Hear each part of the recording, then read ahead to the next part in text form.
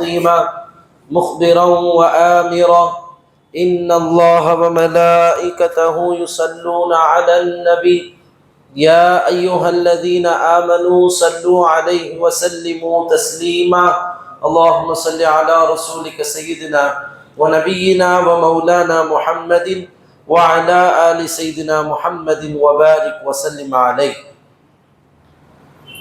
قال الله تبارك وتعالى في محكم تنزيله والفرقان الحميد والشمس تجري لمستقر لها ذلك تقدير العزيز العظيم.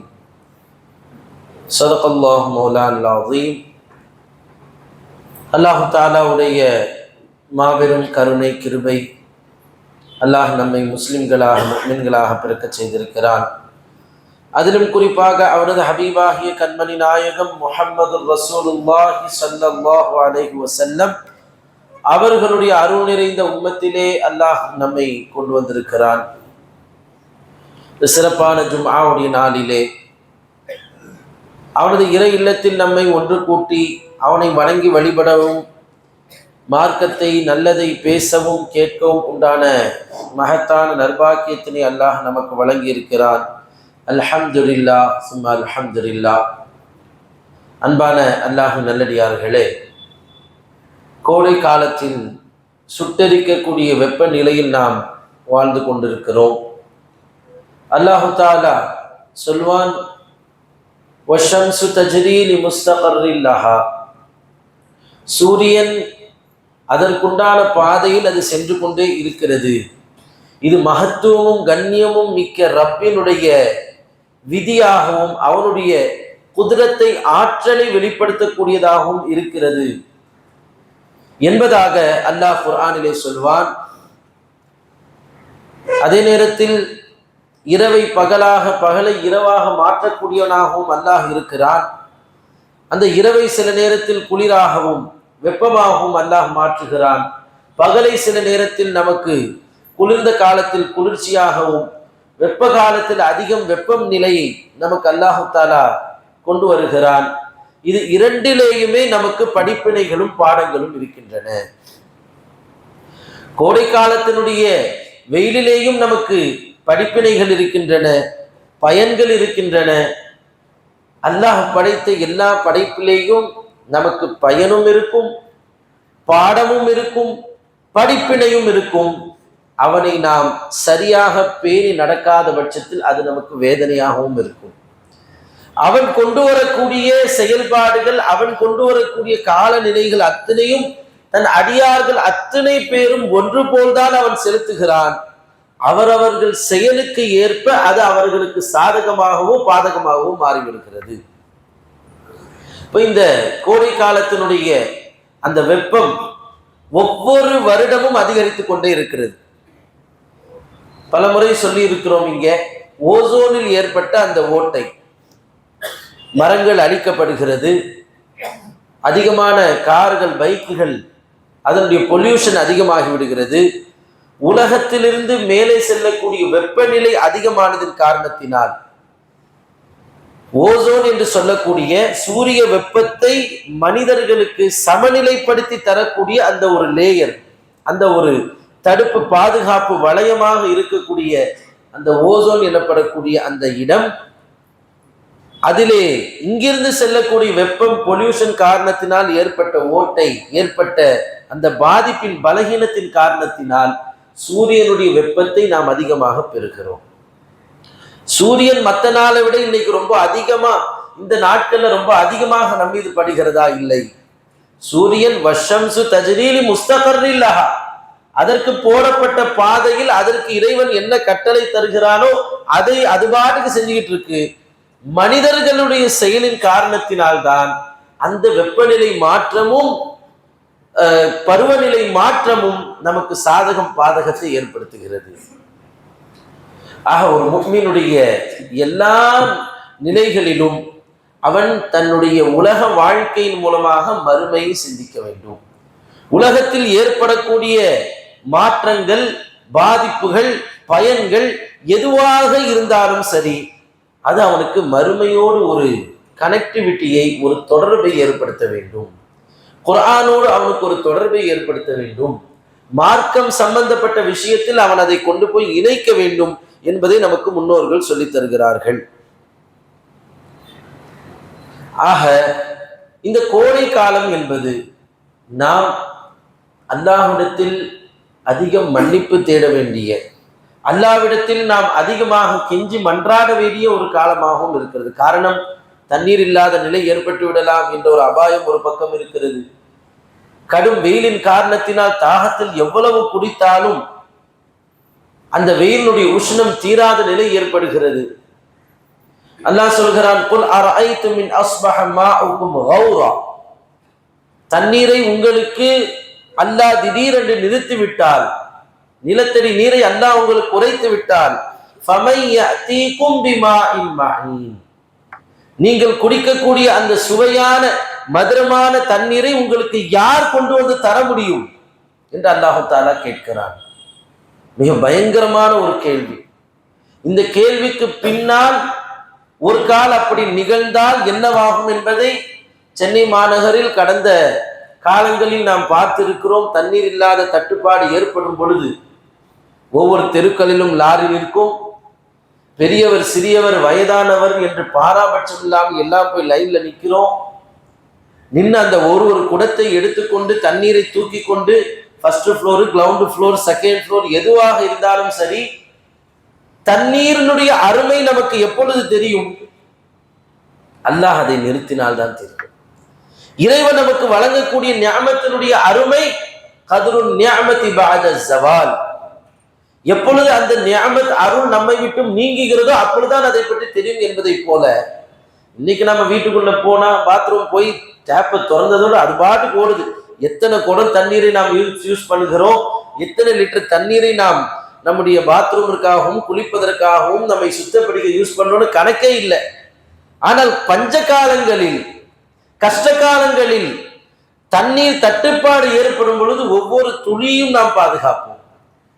வீட்டில் புள்ள தெரியாம தண்ணீரை கொட்டி விட்டாலும் கூட அதுக்கு அவ்வளோ நாம் கடிந்து கொள்வோம், திட்டுவோம். எவ்வளோ கஷ்டப்பட்டு தண்ணீர் எடுக்கிறோம், எவ்வளோ சிரமப்பட்டு கீழே இருந்து தூக்கிட்டு வரோம், இந்த பிள்ளைங்க என்ன இப்படி கீழே கொட்டி வேஸ்ட் ஆக்குதுங்க. எப்பொழுது தெரிகிறது? இறைவன் நமக்கு கொடுத்து கொண்டே வரக்கூடிய நியாமத்தை திடீரென்று ஸ்டாப் பண்ணும் பொழுது, அதை நமக்கு நிறுத்தும் பொழுதுதான் அதனுடைய பாதிப்பு என்னவென்று தெரிகிறது. அல்லாஹ் நமக்கு தந்த அத்தனையும் அப்படித்தான். மூச்சு இன்னைக்கு பாட்டுக்கு போயிட்டே இருக்கு. அந்த மூச்சு மேலே போகிறது, கீழே வருகிறது, சென்று கொண்டே இருக்கிறது. அதனுடைய அருமை தெரியவில்லை. திடீரென்று ஒரு நாள் மூச்சு பிடிப்பு ஏற்படும் பொழுது கொண்டு போய் ஹாஸ்பிட்டல்ல வைக்கப்பட்டால் ஒவ்வொரு மூச்சினுடைய விலை என்னன்னு அவன் போட்டு தருவான். அப்பொழுது தெரியும் அந்த மூச்சினுடைய நிலை.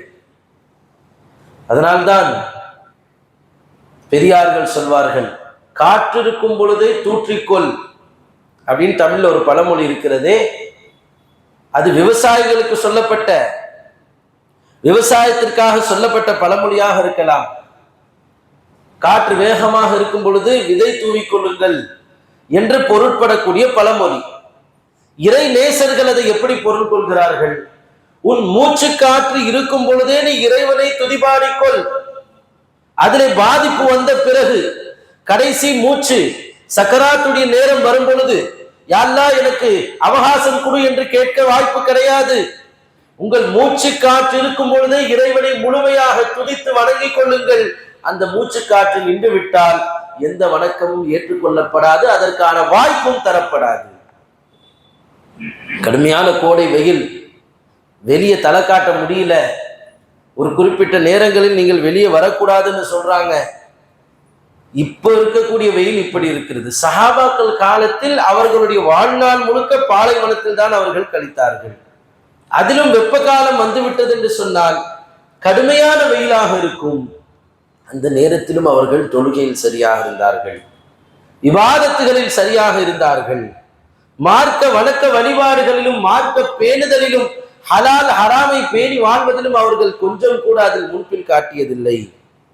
சையதுனா அபூ தர்தா ரலியல்லாஹு அன்ஹு அவர்கள் சொல்வார்கள், குன்னா நுஸல்லி ஃபி ஷித்தத்தில் ஹர், கடுமையான வெப்ப காலத்திலே நாங்கள் தொழுதோம். வெப்ப காலத்தில் தொழுறது நாமளும் தானே தொழுகிறோம் நாம நினைக்கலாம். நாமளும் தானே தொழுகிறோம் வெப்ப காலத்துல. அப்ப வெப்ப காலத்தில் நாம் தொழுது கொண்டிருப்பதும் அவர்கள் தொழுதுக்கும் என்ன வித்தியாசம்? வானத்திற்கும் பூமிக்கு உண்டான வித்தியாசம் இருக்கிறது. நாம் எவ்வளவு வெயில் அடிச்சாலும் வீட்டுல ஏசியில ரூம்ல இருந்து வெளியே வர்றோம், ஒரு 5 நிமிஷம் 10 நிமிஷத்துல ஒரு பைக்ல எதுலையாவது வந்து பள்ளிவாசலுக்குள்ள திரும்பவும் ஏசிக்குள்ள நுழைஞ்சிடுறோம். எதுவுமே இல்லாவிட்டாலும் கூட ஃபேனு கீழேயாவது இருக்கிறோம், ஒரு நிழலு கீழே இருக்கிறோம்.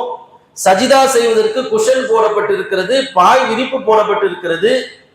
சஹாபாக்கள் காலத்தில் சஜிதா செய்வதற்கு பாய் விரிப்பெல்லாம் கிடையாது, படுப்பதற்கே பாய் கிடையாது. பேரிச்ச மரத்தினுடைய ஓலைகளை கீழே போட்டு அதுலதான் படுப்பார்கள். எத்தனையோ சஹாபாக்கள் வெறும் கட்டாந்தரையில் படுத்திருக்கிறார்கள். சஹாபாக்கள் சஜிதா செய்யும் பொழுது வெறும் மண் தரை, கூழாங்கற்கள் இருக்கும், மண் இருக்கும், இதிலே தான் அவர்கள் சஜிதா செய்வார்கள்.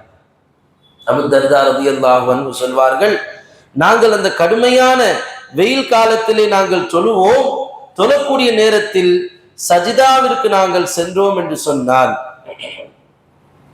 فَإِذًا لَمْ نَسْتَطِعْ أَحَدُنَا أَنْ يُمَكِّنَ جَبْهَتَهُ مِنَ الْأَرْضِ, கொண்டு போய் அந்த நெற்றியை தரையில் வைக்க முடியாது, அப்படி கடும் சூடாக இருக்கும். ஆனால் அந்த நேரத்திலும் நாங்கள் சஜிதா செய்து கொண்டிருந்தோம். நாம் செய்யக்கூடிய 1000 சஜிதாக்கள், லட்சம் சஜிதாக்கள், கோடிக்கணக்கான சஜிதாக்களுக்கு சஹாபாக்கள் செய்த ஒரு சஜிதா ஈடாகிறார். அவர்களுடைய ஒரு சஜிதாவிற்கு நம்முடைய கோடிக்கணக்கான சஜிதாக்கள் ஈடாக முடியாது. கடும் வெப்பத்தில் கால் தரையை வைக்க முடியாதுன்னு சொன்னா காலை வைக்க முடியுமா? நெற்றியை வைக்க முடியாத தரையிலே காலையும் வைக்க முடியாது. ஆனால் கடும் சூட்டிலேயும் சஹாபாக்கள் நின்று தொழுதார்கள், சஜிதா செய்தார்கள், ருக்கு செய்தார்கள் என்பதை நாம் பார்க்கும் பொழுது நாம் இந்த கோடை காலத்தில் தொழுகைகள் எவ்வளவு மிஸ் ஆகி கொண்டிருக்கின்றன, தொழுகையில் எவ்வளவு நாம் அலட்சியங்கள் காட்டிக் கொண்டிருக்கிறோம். தொழுகை மட்டுமல்ல, பெருமானார் ஸல்லல்லாஹு அலைஹி வஸல்லம் இந்த கடுமையான வெப்ப காலத்திலே நோன்பு இருந்திருக்கிறார்கள், சாதாரண நஃபிலான நோன்பு. அபூ தர்தா ரலியல்லாஹு அன்ஹு சொல்வார்கள், நாங்கள் கடுமையான வெப்பத்தில் டிராவல் பண்ணுவோம், நம்மளை போன்ற டிராவல் கிடையாது. நாமும் இன்னைக்கு ஏசி போட்ட ஒரு காரிலே பயணம் செய்கிறோம், மேலே ஒரு ஷெல்டர் இருக்குது, ஆட்டோலேயே போனாலும் மேலே ஒரு முகடு இருக்குது, மேலே மறைப்பு இருக்கிறது. வெறுமனே ஒட்டகத்தில் செல்வார்கள், குதிரைகளில் செல்வார்கள், காலால நடந்து செல்வார்கள். அப்படிப்பட்ட பயணத்தில் கடுமையான வெப்பத்தில் நாங்கள் செல்வோம். நீங்கள் யாராலும் நோன்பு பிடிக்க முடியாது. ஆனால் பெருமானார் ஸல்லல்லாஹு அலைஹி வஸல்லம் அவர்கள் அந்த கடும் வெப்பமான நேரத்திலேயும் நோன்பு இருப்பார்கள், தண்ணீர் குடிக்க மாட்டார்கள். சஹர் இஃப்தாருடைய நேரத்தில் வெறுமனே ஒரு பேரிச்சம்பழம் என்ன இருக்கிறதோ அதை வைத்து அவர்கள் சஹர் செய்வார்கள். இப்படியெல்லாம் கண்மணி நாயகம் ஸல்லல்லாஹு அலைஹி வஸல்லம் அவர்கள் கோடை காலத்தில் நோன்பு இருந்திருக்கிறார்கள். அலி ரலியல்லாஹு அன்ஹு அவர்கள் சொல்வார்கள், நான் இந்த உலகத்தில் 3 விஷயத்தை விரும்புகிறேன். அதில் ஒன்று என்ன? அஸ்ஸௌமு ஃபிஷ்ஷிதாஇ அஸ்ஸௌமு ஃபிஸ்ஸைஃப், கோடை காலத்திலே நோன்பு வைப்பது என்பது எனக்கு மிக பிரியமானதாக இருக்கும். மற்ற நேரங்களில் நோன்பு வச்சா கொஞ்சம் நிழலாக இருக்கும், இளைப்பாற முடியும், அவ்வளவு உடலில் உஷ்ணம் தெரியாது, பசியினுடைய ஒரு வேதனை தெரியாது, தாகம் வறண்டு போகாது. ஆனால் வெப்ப காலத்தில் இது எத்தனையுமே இருக்கும். ஆனால் அந்த வெப்பத்தில் தான் நான் அல்லாஹ்வுக்காக வேண்டி நோன்பு வைப்பதை விரும்புகிறேன் என்று சொன்னார்கள் சையதுனா அலி ரலியல்லாஹு அன்ஹு. அதை தாண்டி நல்லடியார்கள், தாபீன்கள், இமாம்கள் அவர்கள் எப்படி இந்த கோடை வெப்பத்தை எதிர்கொண்டார்கள் என்பதை பார்க்கிறோம். ஒவ்வொரு முறை வெயில் அடிக்கும் பொழுதெல்லாம், ஒவ்வொரு முறை சுளீர் என்று தங்கள் முகத்திலும் உடலிலும் படும் பொழுதெல்லாம் அவர்கள் இறைவனை நினைவு கூர்ந்தார்கள், நரகத்தை நினைவு கூர்ந்தார்கள். சில இறை நேசர்கள் கடுமையான வெப்பமாக இருக்கும் பொழுது தன்னை குளிர்படுத்திக் கொள்வதற்காக வேண்டி தலையில தண்ணியை ஊற்றிக் கொள்வார்கள். தலையில் தண்ணியை ஊற்றி, முகத்தில் தண்ணியை ஊற்றி அவர்கள் அந்த வெப்பத்தை குறைப்பார்கள். அந்த நேரத்தில் அவர்களுக்கு ஒரு சிந்தனை வரும், அழுது கொண்டே இருப்பார்கள். கேட்கப்படும், ஏன் அழுவுறீங்க, நீங்கள் அழுவதற்கான காரணம் என்ன என்று கேட்கப்படும் போது சொல்வார்கள், இன்னைக்கு இந்த வெயிலில், துன்யாவுடைய வெயிலுடைய கொடுமையை நம்மால் தாங்க முடியவில்லை, இருந்தாலும் அதை தனித்துக் கொள்வதற்காக கொஞ்சம் தண்ணியை ஊற்றிக் கொள்கிறோம், குளிர்படுத்திக் கொள்கிறோம், உஷ்ணத்தை குறைத்துக் கொள்கிறோம். ஆனால் நாளை மறுமையில் நம்முடைய நிலை என்ன? எந்த மாதிரியான நிலை நமக்கு ஏற்படும்? நம் தலைகளிலே நெருப்பு குழம்புகள் ஊற்றப்படும். யுசப்பு மின் ஃபௌகிஹிம் கவாஷ், தலைகளில் நெருப்பு குழம்புகள் ஊற்றப்படும் என்று அல்லாஹ் நாளை மறுமையினுடைய நிலையை பற்றி சொல்கிறானே குர்ஆனிலே, அந்த வசனத்தை நினைத்து பார்க்கிறேன். இன்னைக்கு தலையில் குளிர்ந்த நீரை ஊற்றக்கூடிய நான், நாளை என் தலையில் நெருப்பு குழம்புகள் ஊற்றப்பட்டால் என் நிலை என்னாகுமோ என்று தெரியவில்லையே. நாளை மறுமையில் எனக்கு அந்த வேதனை ஏற்படும் பொழுது எந்த குளிர்ந்த நீரை கொண்டு நான் அதை சுத்தப்படுத்திக் கொள்வேனோ, அந்த உஷ்ணத்தை தனித்துக் கொள்வேனோ தெரியவில்லையே என்ற எண்ணத்தில் அவர்கள் சொன்னார்கள். இன்னைக்கு நமக்கு அந்த சிந்தனை வருவதே இல்லை. வெயிலை பார்த்தவுடன், வெயிலை உணர்ந்தவுடன், அந்த வெப்பத்தை நம் உடலில் நாம் வாங்கியவுடன் உடனே மறுமையினுடைய சிந்தனை ஏற்படுகிறதா? யா அல்லாஹ், இந்த ஒரு சாதாரண ஒரு சூடுக்கே எங்களால் தாங்க முடியவில்லையே. நாளை நரகத்திற்கு போவதற்கு முன்னால் கியாமத்திற்காக மக்கள் அனைவரும் ஒன்று கூடியிருக்கக்கூடிய நேரத்தில், மறுமையினுடைய நாளில் சூரியன் மிக மிக நெருக்கமாக வந்துவிடும். தலைகளில் இருந்து சூரிய வெப்பத்தின் காரணத்தினால் தலை பிளந்துவிடும். இன்னும் சில அறிவிப்புகளில் வருகிறது, மூளை உருகி வெடித்து அது அப்படியே சிதறி வெளியேறி கொண்டிருக்கும், தண்ணி மாதிரி வெளியேறும். சிலர் தாகத்தின் தவிப்பினால், வறட்சியினால் அந்த உருகி கொண்டிருக்கக்கூடிய மூளையை குடிப்பார்கள். அந்த நாளில் நாம் என்ன செய்வோம்? அந்த நாளில் தலையில் எதை ஊற்றுவோம்? எதை கொண்டு நாம் நம்மை மறைத்துக் கொண்டோம்? எந்த ஏர் கண்டிஷனை கொண்டு நாம் நம் நிழலை பெற்றுக்கொள்ள முடியும்? அந்த நாளிலே நாம் நிழல் பெறுவதற்கான வாய்ப்பையும் அல்லாஹ் ஏற்படுத்தி இருக்கிறானே. ஒரு குறிப்பிட்ட சமுதாயத்தினர்கள் அல்லாஹ்வுடைய அரிசின் நிழலில் இருப்பார்கள். இந்த வெயிலுடைய கொடுமையை நாம் உணரும் பொழுதெல்லாம் அந்த அரிசியுடைய நிழலில் இருப்பவர்களுடைய பெயரில் நம் பெயரையும் சேர்த்துக் கொள்ள வேண்டும் என்ற ஆவல் வர வேண்டும். அதுல எத்தனையோ விஷயங்களை சொல்கிறார்கள். ரஜுலுன் தஅத் இம்ராஅத்துஹு, ஒரு பெண் தவறுக்கு ஒரு மனிதனை அழைக்கிறாள். ஆனால் அவன் இறைவனை பயந்து கொள்கிறான். இறைவனை பயந்து நான் தவறாக ஈடுபட மாட்டேன் என்று சொல்லி அவன் நீங்கி விடுகிறான். இப்படிப்பட்டவனுக்கு நாளை சொர்க்கத்தில், நாளை மறுமையில் கேள்வி கணக்கு நடைபெறக்கூடிய அந்த நாளில் இறைவனுடைய அரிசி நிழல் கிடைக்கும். ரஜுலுன் ஸக்கரல்லாஹ ஹாலியன் ஃபஃபாலத் ஐனாஹு, இன்னொரு மனிதன் இருக்கிறான், தனிமையில் உட்கார்ந்து இருக்கிறான், அல்லாஹ்வை நினைத்து, தன் பாவத்தை நினைத்து, பாவியாக இருக்கக்கூடிய நிலையில் அல்லாஹ் என் மீது எவ்வளவு கருணை செய்து கொண்டிருக்கிறான் என்று ரப்பினுடைய கருணை ரஹமத்தை நினைத்து எந்த ஒருவன் தனிமையில் உட்கார்ந்து கண்ணீர் வடித்துக் கொண்டிருக்கிறானோ அவனுக்கு அல்லாஹுடைய அரிசி நிழல் கிடைக்கும். நாளை மறுமையில் ரப்பு தன்னுடைய அரிசிக்கு கீழ் நிழல் தருவான்.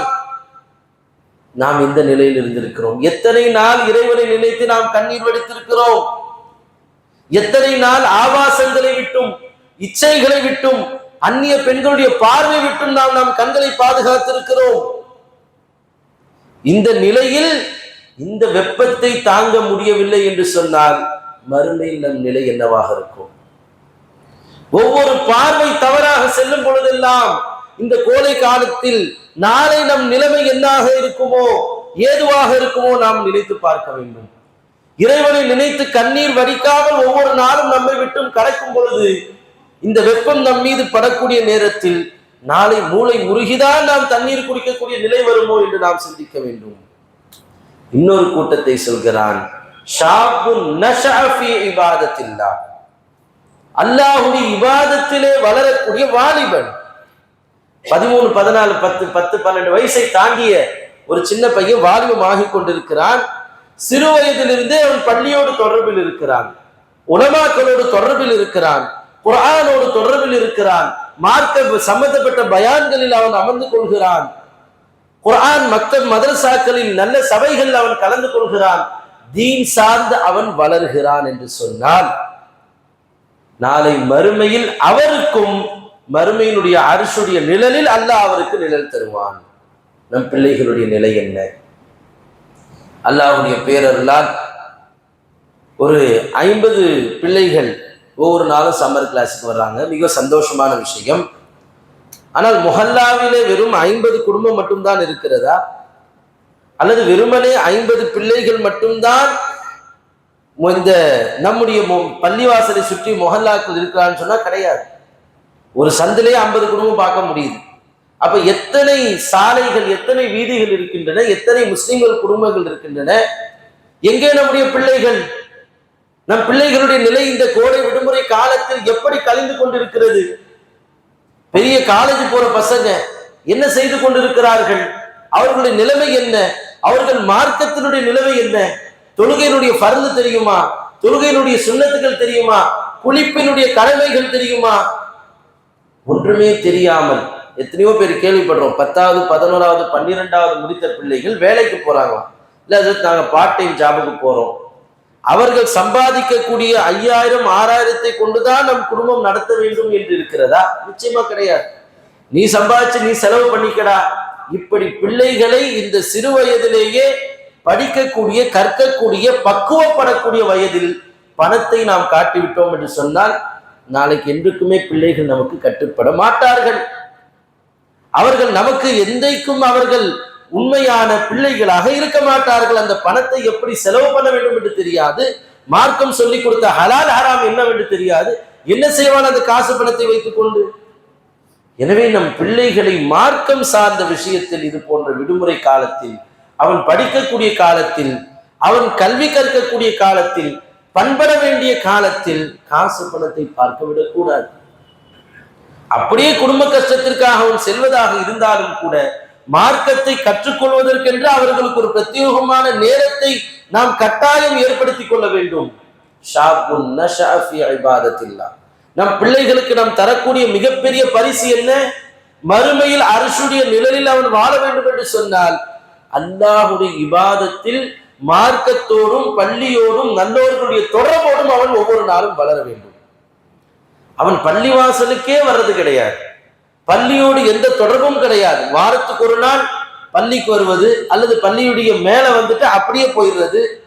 என்னவாக இருக்கும் அவர்களுடைய நிலை? நாளை மறுமையில் நாம் கேட்கப்படுவோமா இல்லையா? குல்லுக்கும் மஸ்ஊலுன் அன் ரஅய்யதிஹி, உங்களுக்கு தரப்பட்ட அந்த பொறுப்புகளை பற்றி நீங்கள் கேட்கப்படுவீர்கள். ஒரு மனிதன் தன் வாழ்க்கையை பற்றி கேட்கப்படுவான். அன் உம்ரிஹி ஃபீமா அஃப்னா, உனக்கு இவ்வளவு வயதை கொடுத்தனே, நீ எதுல அந்த வயதை கழித்தாய்? வருஷம் பர்த்டே கொண்டாடின சரி, என்ன செய்தாய் அந்த வயதை? ஒவ்வொரு வருடத்தை நீ எதிலே கழித்தாய்? இறைவன் கேட்பான். அதனால் அல்லாஹ்வுடைய இபாதத்திலேயும் வணக்க வழிபாடுகளும் ஆர்வத்தோடு வளரக்கூடிய ஒரு பிள்ளையை நாளை மறுமையில் அர்ஷுடைய நிலையில் அல்லாஹ் நிழல் தருவான். எனவே இந்த கோடை வெப்பம் என்பது வெறுமனே வருஷத்துக்கு ஒருக்க வரக்கூடிய மழையை போல, குளிரை போன்ற வெப்பத்தை, சாதாரண ஒரு வெப்பம் போல நாம் பழச்சாறு குடியுங்கள், வீட்டுக்குள்ளே இருங்கள், இது மட்டும் அல்ல.